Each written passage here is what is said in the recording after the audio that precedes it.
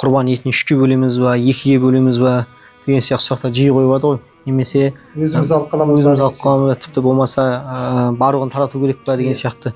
Осы жайында Ерғали ұстаз жалпы құрбан етін үшке бөлу міндетті ма, немесе барлығын тарату керек па, өзі жесе мысалы не болады? Кейде тіпті осындай да сұрақ қояды, құрбан етін жесем адал ма бізге, или барлығын таратуымыз керек па дегендей. Шариғатымызда жалпы құрбандықтың етін тарату бұл міндетті емес. Бізде міндет болған нәрсе ол ең бірінші қан шығару. Ол шариғатымызда міндет болған нәрсе, бізде қан шығару міндет болған нәрсе. Демек осы қан шығарма оның мойнындағы міндеттілік түсті. Енді еттің таратудың мәселесіне келетін болсақ, ол бізде нәпілге жатады. Нәпілге жатады. Ал осы етті түгелдей садақа етіп жіберсе де, немесе түгелдей өзінде алып қалса да, шариғатымыз оны рұқсат береді. Жайыз деп айтады. Бірақ ең абзалы сүннетке сәйкес 3-ке бөлуді айтамыз.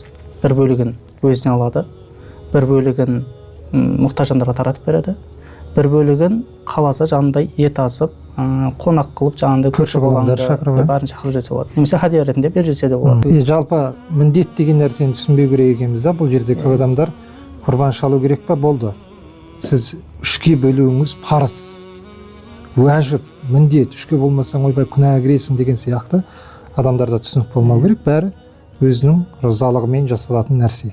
Қаласа алып қалсын, қаласа өзінің разылығымен беріп жерсін басқаларға деген сияқты ғой. Шариғатымыз кең ғой. Тағы бір қоса кететін мәселе, бұл жерде жаңағындай садақа ретінде берген кезде 3-тен 1 бөлігін кем болмау керек деп айтады ғой. 3-тен 1 бөлігін кем болмау мұстахаб деп айтады. Мұстахаб амалға жатады да. Енді мұстахаб амал дегеніміз жақсы көрілген амалдардан деп айтады. Жасасаңыз сауап аласыз. Бізде халық ортасында көбіне 3-ке бөлу қалыптасқан ғой. Бұл енді бұрыннан келе жатқан, бір жағынан қарасақ, бабаларымыздың да сүннетке деген әрдайым амал еткенін белгісі ғой. Яғни біздің санамызда 3-ке бөлу бір өзіңіз айтқан парыз ретінде түсінік қалыптасып кеткен.